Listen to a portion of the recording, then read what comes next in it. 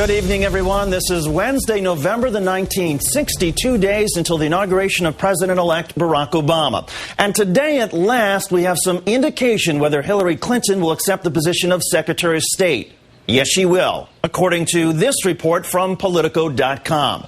Unfortunately, that's not the only indication we have on whether Clinton will accept the position. Maybe she won't, says this report from Politico.com, as well as the New York Times and Clinton vets Jill Lockhart and George Stephanopoulos. But first, in our number 5 story tonight, let's get to today's signal flare over Washington. Obama's red flag that he won't mess around when it comes to overhauling American health care.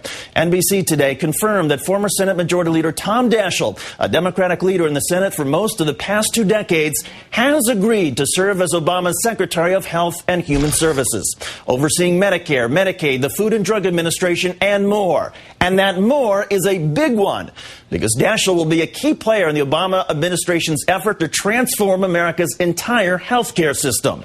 Daschle's wife tonight confirmed to NBC that she is leaving her current position as a Washington lobbyist. Adding intrigue to Mr. Daschle's mission and to speculation about her future, Hillary Clinton today has been named to, no, not that, but she has been asked by Ted Kennedy to lead Democratic congressional efforts at reforming health insurance, a role, of course, that Clinton cannot play if she becomes Secretary of State.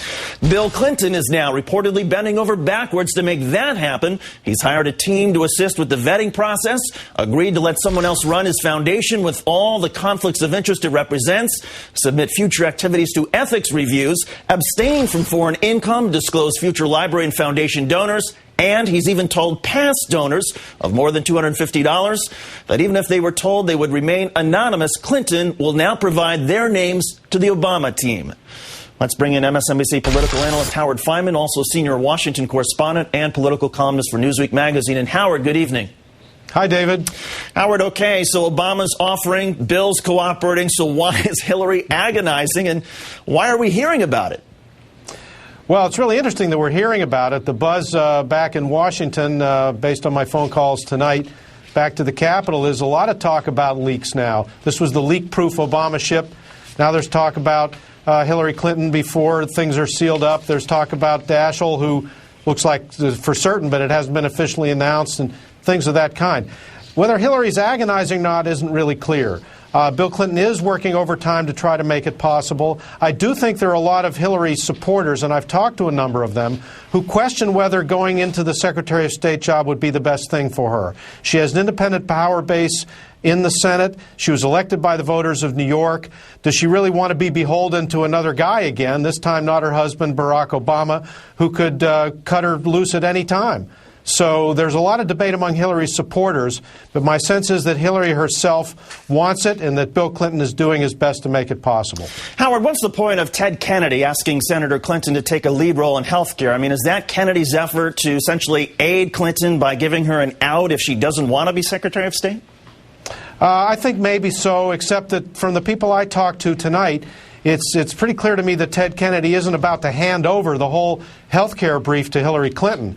The way it was described to me about an hour ago, David, is that Hillary would be tasked with one portion of the health care task force, not the whole thing. And so the people around the Hill were kind of diminishing somewhat the drama of whatever role she might play in health care. I think it's also a signal from Ted Kennedy, as he talks about who he wants to have help him, that he still fully expects to be in charge. And people who know Teddy and have seen him and talked to him think that he's physically up to doing it, certainly at least for the foreseeable future. Turning now, Howard, to Tom Daschle, what does his appointment signal about Obama's ambitions for health care? Well, it signals that Obama is serious about it, but it also signals that Obama knows how tricky and time-consuming and arduous the task of selling some form of national health insurance is going to be.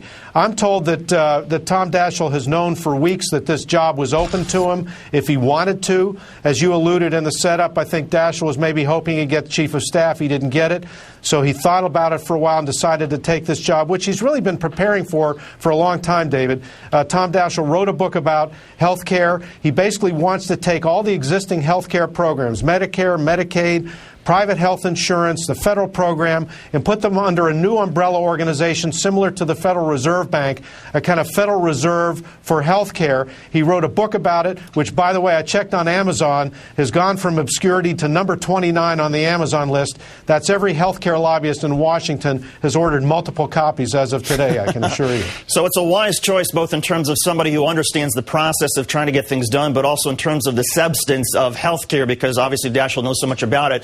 Does it mean we're actually in shooting distance of universal coverage? Well, I think that's Obama's long-range goal. I remain skeptical of whether that's going to be his main focus when he comes out of the chute on January 20th. I think it'll be jobs, it'll be unemployment insurance, it'll be taxes, it'll be infrastructure, the green economy, and so on.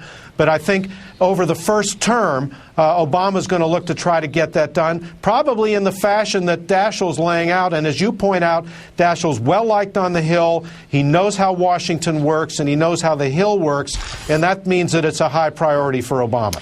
MSNBC political analyst Howard Fineman, also Newsweek magazine. Howard, thanks as always for your time. We appreciate it. Sure. Thank you, David.